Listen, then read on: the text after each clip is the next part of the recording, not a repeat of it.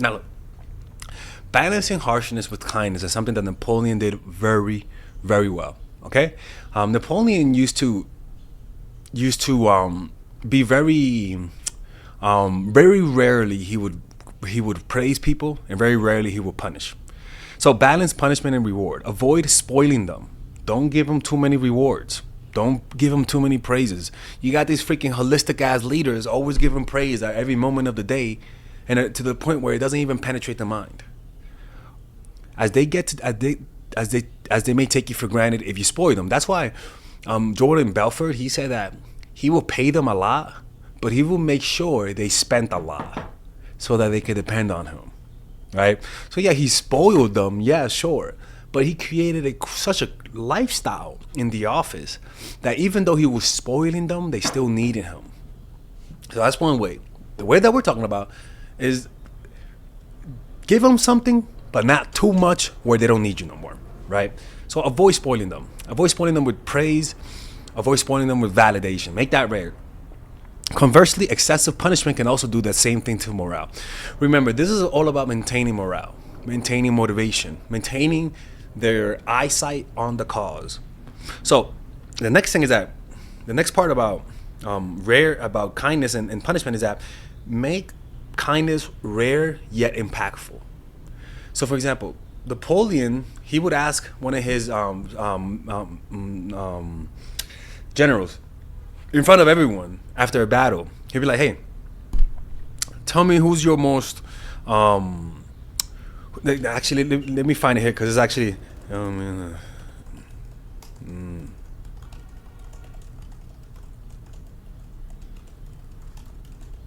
Let me show you, right? This is what Napoleon did, because I gotta find the story right here.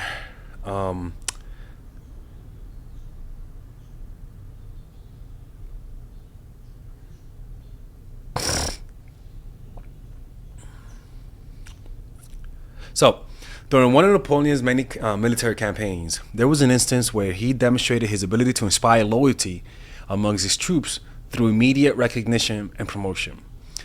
Napoleon Bonaparte was known for his keen eye for talent and his willingness to recognize and reward bravery instantly. And he understood that bravery was the most important thing you needed. And so bravery was the one value system that he kind of like repeated in their minds. And that goes back to the repetition section, right? How in meditation retreats they keep saying anicca, anicca. And you think, anicca, what the fuck? Impermanence, why? But then when you meditate on your own, you realize you're doing that without even trying, right? So that was a value system.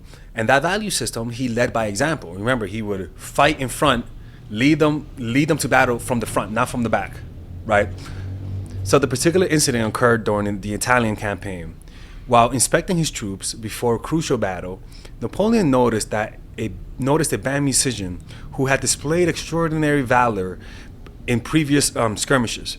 This soldier wasn't a high-ranking officer, but someone who had consistently showed courage and dedication on the battlefield. The promotion. Moved by the soldier's bravery and commitment, Napoleon decided to make a public example of rewarding valor.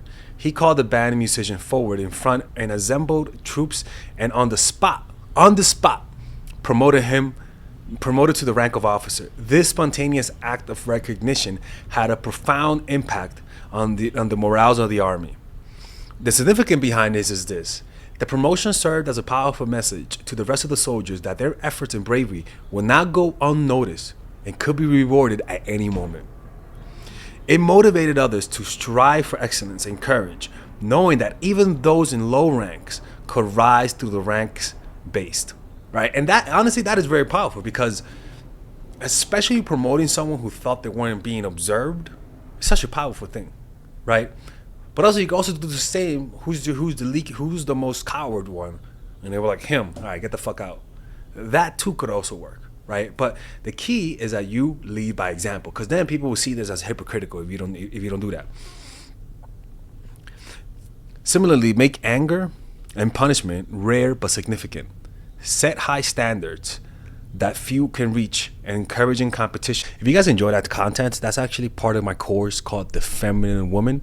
It's a course that I made in order to help women become more creative, to use their feminine energy without letting men take advantage of them.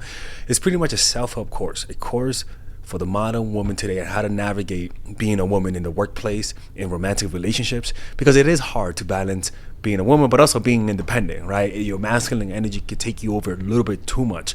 So this course will teach you how to balance that. And above all, it's a self-help course for women. So click on the description down below to purchase it.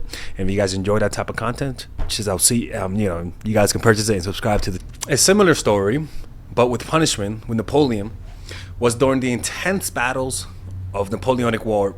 He was known for also punishing people for being, little wimps, right? During the Battle of Arcole in 1796, Napoleon's troops were engaged in fierce battle against the Austrian forces. The battle was critical, and every soldier's bravery was essential to securing a victory. As the French forces advanced, Napoleon noticed a group of soldiers hesitating and failing back under heavy fire. Their reluctance to advance put their comrades at risk, threatening the success of the mission, right? Determined to set an example, Napoleon rode up the faltering soldiers and publicly rebuked them with their cowardice. This is crazy. He ordered that the leaders of the hesitant group be stripped off their rank and demoted in front of the entire regime, right? And the public rebuke, Napoleon sent a clear message that cowardice would not be tolerated and that soldiers was expected to show courage under fire. The harsh punishment served as a powerful deterrent, ensuring that others would think twice before displaying any form of unbrave behavior. These actions reinforced the high standards of bravery and discipline within the army, showing Napoleon's valued courage and was willing to take swift action. This yet decisive punishment helped maintain the integrity and fighting of Napoleon's army, demonstrating his commitment to leading a disciplined and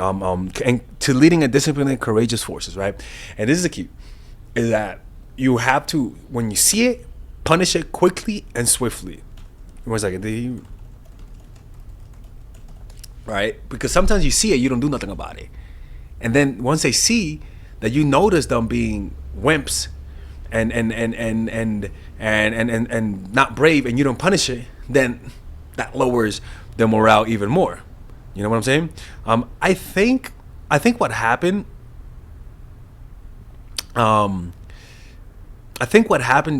If I remember, I think he didn't give them because they begged him not to strip them of their rank, and after long thinking, he gave them their ranks back. And then according to them, they said that they fought harder than anyone, right? So that public shaming made them fight harder. Crazy shit, man. Napoleon was a beautiful leader, great leader, short but great, right? Reinforcing of standards, right? Right here. Okay. Public recognition. And also remember, set the standards high, right? Don't just be rewarding because they blink quicker than before, right? Make kindness rare yet impactful. Similarly, make anger and punishment rare but significant. Set high standards that few can reach, encouraging competition to please you. Make your reward public and substantial. Showcase that anyone can rise through the ranks with hard work and valor. Emulate Napoleon's practice of promoting the most valiant, often overlooked individuals, right? That's the key. Pay attention to those people who you think that they think that you're not paying attention, so that then everyone can know that they're being observed and that they should work harder, and that at any moment they can be promoted or punished based on their efforts, right? So remember, things to learn with Napoleon is that he consistently reminded his soldiers that they were part of something greater, making history together. That's very important. And he also had direct engagement. He wasn't isolated, and we're going to talk about that. But he wasn't isolated, right? He was literally right next to them. He could touch them, looked at them in the eye, smell their breath, everything. That matters. This doesn't work if it's just on Zoom. It has to be in person. Engage with your followers directly, motivating them with powerful speeches and personal involvement in key action, right? And honestly, these principles can effectively penetrate the minds of your followers, and it will inspire unwavering loyalty, and it will lead them and you lead them with strength and wisdom, and they'll praise you to no end. And this is a section of how to penetrate the mind. I highly recommend you guys don't just listen to what I just said for entertainment purposes. Do what I said. Okay? All right. See you. All right, people. If you guys enjoy that type of content, if you guys want to work with me one-on-one, and you guys have some situations you guys want me to answer, maybe somebody's playing you, maybe somebody doesn't like you, maybe you want to make somebody like you, maybe you want to tell me your situation and see what I think, you guys can click on the description down below and purchase a one-on-one phone coaching call with me that is completely confidential and nobody knows about it. And there I'll be able to give you my personal opinion about your situation. And at the end of the day, when you work with me, you're gonna get answers. All right. The point is that you're not gonna waste your time. If you guys want to do that, click on the description down below. Those are the one-on-one private confidential phone calls. And if you guys want to be able for me to answer your questions, like you see in my videos where I answer questions, you guys can book an email coaching session, which is more affordable, and you guys can change things around and nobody will know it's you. And there you'll be able to get a one-on-one type of coaching, and I'll be able to post it on YouTube. And the beauty about it is that nobody finds out, because you could just change your name, people. You say you're in China, I'm gonna say you're in Australia. Nobody's gonna find out, people. Now, I want to make it clear: the private one-on-one phone call are private, confidential. The email coaching calls, as you guys can see, are things that I post on YouTube. They're more affordable, and they let me post a video on it. As long as you change things around, nobody will know it's you. So don't be shy, man. I love working with people, and at the end of the day, it's my passion to help people. You guys have no idea how happy this makes me to be able to help you guys at an individual basis. And at the end of the day, you're gonna get my honest advice. A lot of people bullshit you just to bring you back as a customer. If you guys are looking for that honest advice, this is the guy for you. Okay? See you guys.